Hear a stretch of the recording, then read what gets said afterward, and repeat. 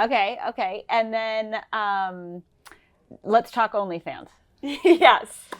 Okay. So my understanding is that OnlyFans approached you, Alex, about, hey, we want to get past the sex stuff. We want to change our reputation. We want to grow into new areas, which I've heard before. I've had that conversation with OnlyFans.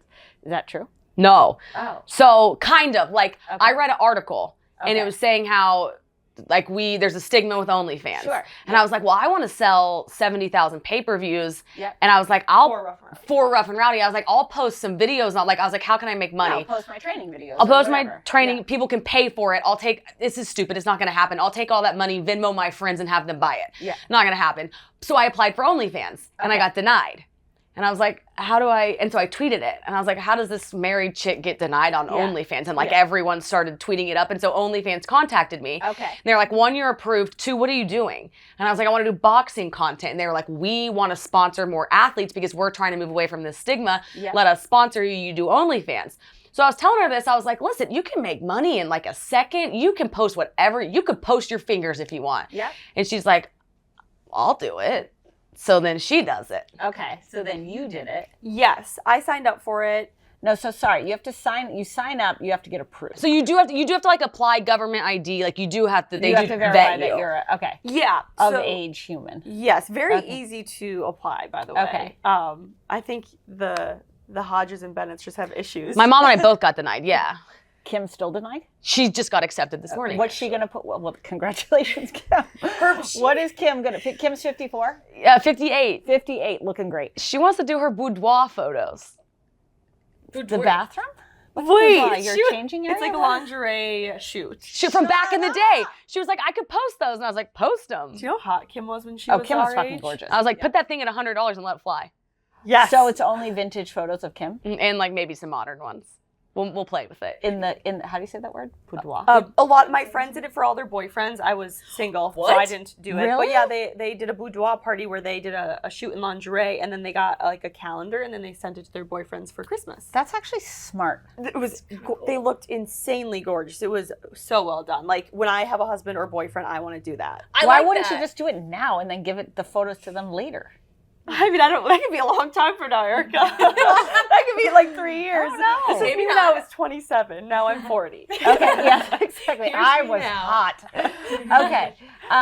Okay, so then you join OnlyFans, and what are you putting on OnlyFans? Are you guys feeling weird about being on OnlyFans? Do you feel pressure to have sexy photos? Like, what do you feel like? So when I joined, I love posting like cute, sexy pictures, but I started to feel a little uncomfortable doing that on Instagram just because I have a lot of family who follows me, and cousins, my like friends back home's mom and grandma. So I just felt weird. So I was like, why can't I take those pictures and post them on OnlyFans behind a paywall? And get paid for it. Yeah. So I don't post any nudity. I say that every single day. I don't post any like lingerie or anything. The most is like bikini pictures. Okay. I'm very clear about that with the people that are on my page. The first week, it was great. I've gotten a lot of subscribers, but I know those are going to go down because people aren't getting like the nudity. Do you think there's pressure on OnlyFans to like, is it like a bottomless glass where it's like you just feel the pressure to have like more like, first it's bikini, then it's your boudoir. Drug. Is that the word? Boudoir. Then it's your boudoir. Then it's your nipples everywhere. Like, do you feel like that? So a lot of people at work have been saying this to me, but the way I think of it is I'm not doing it as a career or a job. It's just I think of it as an investment in a lifestyle that I want to live, and also in like the Mean Girl pod. You mean lifestyle you want to live though, not because you want to money? post money, and monetary. money, yeah, and money. Like, so what are you gonna do with? So you set your own price on OnlyFans. What's your price, Alex? $4.99. Okay, and you're expensive. You're like $30. Mine's $30. Okay. Yes. Okay, 30. So then, how often do you post?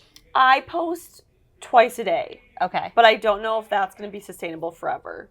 So like, how do you find that many cute pictures of yourself? You guys are cute, so that's probably not that hard. But Jesus, I would struggle with that. I'd have to very take hard. 700 pictures. It's like I don't think I'll be able to keep doing this forever. Like I see like a shelf life of a few months. Okay. It's a full-time job, and it's exhausting. And I've been so stressed by it and overwhelmed that I'm like, how are you managing the DMs? Like the DM culture is the big OnlyFans culture. Crazy. I answer every DM every morning, even the every dirty, night. gross ones. Oh no, I delete those. Okay. But a lot of them are nice. Like what do they say? They'll just be like, hey, how was your day? Like, tell me about Mean Girl. That was cool. You did Barstool, Most Dangerous Games. Tell me about, like, Barstool. It's a lot of stoolies. I just want to know more about this world we live. And what about yours? Mine are kind of creepier for some reason. Like, I don't know why, but I let my DMs pile up, and then I'll like look at them sometimes, and I'll just delete a lot of them. You also have so many subscribers. Yeah, I think like it's kind of a mess in there. So then, how does OnlyFans pay you? You get a check from them. I'm still trying to figure that out, and that's what's really stressing me out. I think it'll be like TikTok though. I think it'll go through a PayPal wall. I think. No, it gets directly deposited into your bank account. So have they deposited money to you yet? No, and that's like what I'm having issues with. I can't get them to pay it yet, and it's going to happen. Does OnlyFans have like a customer support for OnlyFans people? They must. Yeah, I have a rep that I can like email with, but it takes time because it takes like 7 days for it to pend, and once it's pending, it takes 3 to 5 business days to go into your account. So it's going to be like TikTok where you don't see it for like a month at least. But it's really stressful and overwhelming because it's just like sitting there. It's so interesting. We had this call with OnlyFans, or there was this agency that built a business, I think $1 billion business on top of OnlyFans. I think people don't understand how much money is going into OnlyFans. It's so much money. It's insane. Epic amount of money. If one of us just took our tops off, this is what's hard, because you kind of asked about this earlier, like dipping your toe in the water, and then it could be a little bit because you see. If one of us just literally did a nude photo and set it at $200 and then tweeted that we did the nude photo, you could get addicted to the fact that you made 50 grand in an hour. A lot of people will get addicted to that. Like I think so. So then OnlyFans takes a cut of the 20%.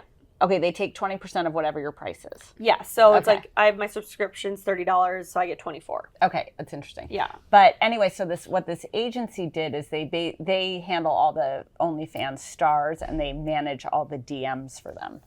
Because the DMs is where you really grow your recurring business. Like you create a relationship with, but do you think is it pornography? Like, what do you think? What do you think about OnlyFans?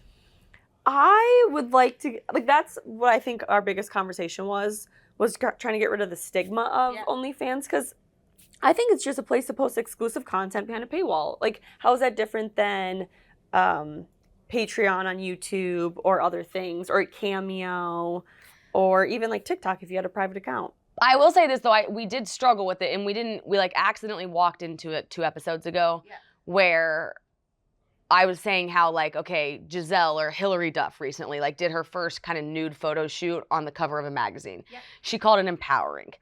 I thought that I could draw, like, a line between that and OnlyFans, and then I've thought about it for 2 weeks, and I'm, like, having a really hard time with that. Like I think we toy with it a bit of, like, I don't think we know the answer of how we really feel. Like, I started you guys are nervous. Like, I think you don't know, and you're paying, like, there is this, like, I don't know, I've really been... We just keep talking about it. I don't think we have the answer yet, but I think what we do talk about is like our intention behind it, and I think we're okay with the photos we're posting right now. Probably unsustainable for like reoccurring business. Yeah. And then you say business in terms of like selling a photo of yourself. And so like it's definitely, I think we both we struggle with it. Yeah. I think it's okay to be uncomfortable, though. I think it's great to experiment. Mm-hmm. Like, I feel a little strange about it just from the Barstool of it all. I'm like, okay, these guys have, like, another source of income that has nothing to do with anything. Like, I think that's kind of interesting or complicated. Like, I haven't resolved how I feel about that. But I like that you're uncomfortable with it because you're trying to figure it out and which is where you are in your lives anyways, which is, like, where's the line? Like, what are you comfortable with? Yeah. Which is, I think that's true of any entrepreneur and certainly true of women all the time, Yeah, I definitely have taken on this, like this crazy amount of stress since starting it last week, and I don't know how to describe it, but even today, Alex, like you seem like you're overwhelmed. I'm like, I felt this way since the day I started it. It's like this. Just because there's so much noise in there for you, or? I think it's because we have no idea what we're doing, and it's causing these like other stressors I need to think about. Even when it comes to finances, like I have to be smarter now. I have to save more. Taxes. Now I have to subconsciously think like, what if X, Y, and Z finds out? I have to explain myself. It's just like so much. Does your mom know your mom knows. No, but I wouldn't be ashamed if she found out. But it's not something I'm going to go up and be like, "Hey, Mama." You're not like, "Hey, Uncle Pete." Like, yeah, right. It's exhausting explaining yourself. Yeah, that's hard. People. And it's annoying. Mm-hmm. Because then you start to second guess yourself based on that opinion. Yeah, exactly. It's like the podcast for us though. When we first started dipping our toe in, we started out with friendship in freshman year at Barstool, and then we like started dipping our toe into sex very organically, and we were having fun with it. And we did have to stop 2 months in and check ourselves. Yeah. And then we were like, no, we're okay with this. Yeah. This is normal. Where are we? Yeah, we're like, everyone does. And we decided we were okay, and then we could trench forward, and we didn't care what anybody said. Yeah. We're at that point with the OnlyFans now, where I think we're like, okay, how do we actually feel? And we're going to have to decide that and either keep going and not care what anybody says or adjust. Yeah, it's good to have that self-check. I agree with you, because sometimes this place is such a bubble. Like, I was having this conversation with Daniela about it, where like Daniela was like, oh my God, these guys are making so much money, and like, you know, Danielle is like my little sister. So I'm like, all right, well, like, how do you feel about it? What does this mean 5 jobs down the road? Like, how do you feel about that? How do you feel about someone judging you for it or denying you an opportunity?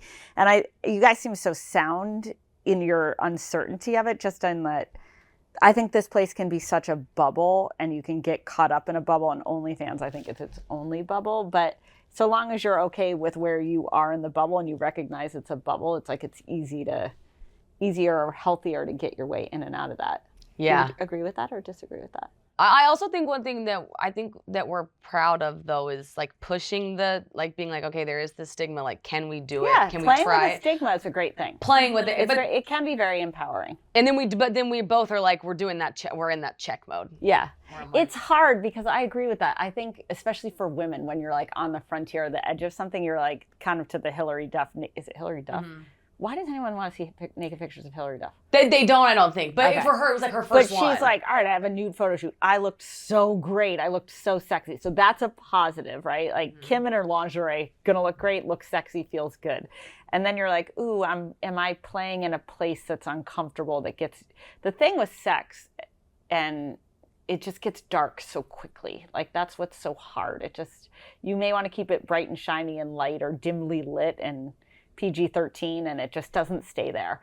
But then I also think I don't know, I think there's parts of it that are really empowering, and then there's parts of it where it's just a soundbite. You know what I mean? Like, it's kind of like in Caroline's like making fun of the Call Her Daddy video, right? Or making fun of Alex Cooper, where she's like, oh, this is about female empowerment. And it's like, no, really, they're just talking about raunchy anal sex. You know what I mean? Mm-hmm. Does that make sense? Yeah. Yeah. I think we started out, like, mine started out boxing, and then I'm like, but I could, and then it's like the second I'm like, but I could post other things. I'm like, get back over here. We were boxing. Maybe I won't. Yeah. Right. And that's where I'm like. But there's no rules. I like that though. And it's what your line is. Yeah. Yeah. I don't have an issue. I can feel like I can confidently say I'll never cross the line. Yeah. I have no interest in posting, which there's nothing wrong with posting naked pictures or lingerie. Are people posting naked pictures on there? Like in real life? Yeah. Like not our people, but they did. I will say this about OnlyFans. They deserved the stigma that they got. Yeah. I mean, it was naked photos. And videos. It was created dirty, for that. fetishy people. No, it was not created for sorry, that. I shouldn't say dirty. Yeah. Dirty is the wrong thing to say. Some guy in porn, I think, bought OnlyFans and turned it into that. That's what I mean by though, like the idea of the pay, like, and they were used, like, they got this stigma because 90% of the content. Yeah, it is what it is. It says advertised. Yeah. Yes. But I appreciate the concept of OnlyFans, like, is something that could apply to boxing or it could apply to sports or whatever. I think Instagram's starting it, I saw. Oh, really? Like, to pay for, like, a certain part or something, yeah. Instagram's like, ooh, we're so clean and you have to be so great and good for the community. Oh, wait, we need to make money. Yeah, YouTube has it. Like, every app is going to start doing it because every app just copies. Yes, well, because it's a creator economy. Yeah.